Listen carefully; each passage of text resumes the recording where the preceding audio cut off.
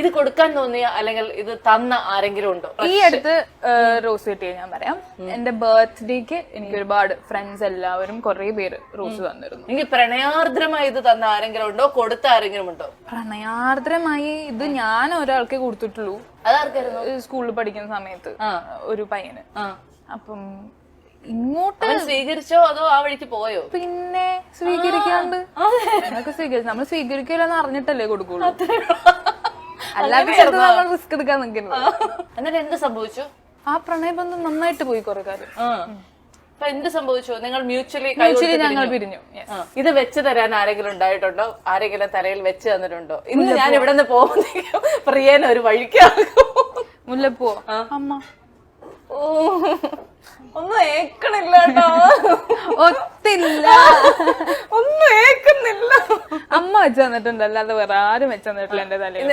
ഏതായാലും ഇതൊന്നും നടക്കുന്നില്ല. ഇത് പൈസ കൊടുത്ത് നമ്മൾ വാങ്ങിക്കുകയോ ചെയ്തു. ഇതെല്ലാം പ്രിയനെ വെച്ച് ഫാൻസി ഡ്രസ്സിന് ഒരുക്കിയിട്ട് ഞങ്ങൾ വിടുന്നുള്ളൂ.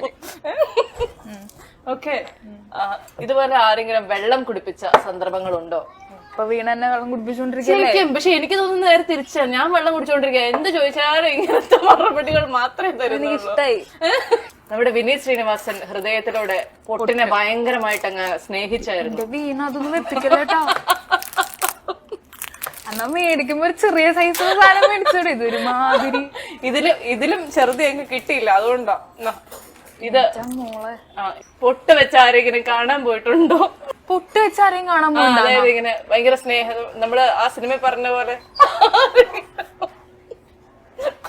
ഞാൻ മറന്നു. നല്ല ചോദ്യം.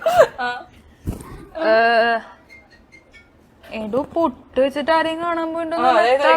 ഭയങ്കര സന്തോഷത്തോടെ സ്നേഹത്തോടെ ഒരാളെ, ഒരു സ്പെഷ്യൽ സമ്മൺ. എന്നെ കൊല്ലങ്ങട്. ഇത് വയ്ക്കാൻ ചെയ്യണം. ഇതൊക്കെ കഴിഞ്ഞിട്ട് എന്റെ സ്റ്റൈലിസ്റ്റ് എന്തെങ്കിലും പറഞ്ഞല്ലേ? സ്റ്റൈലിസ്റ്റ് ആരാണ്? പേര് പറഞ്ഞോ നമുക്ക്?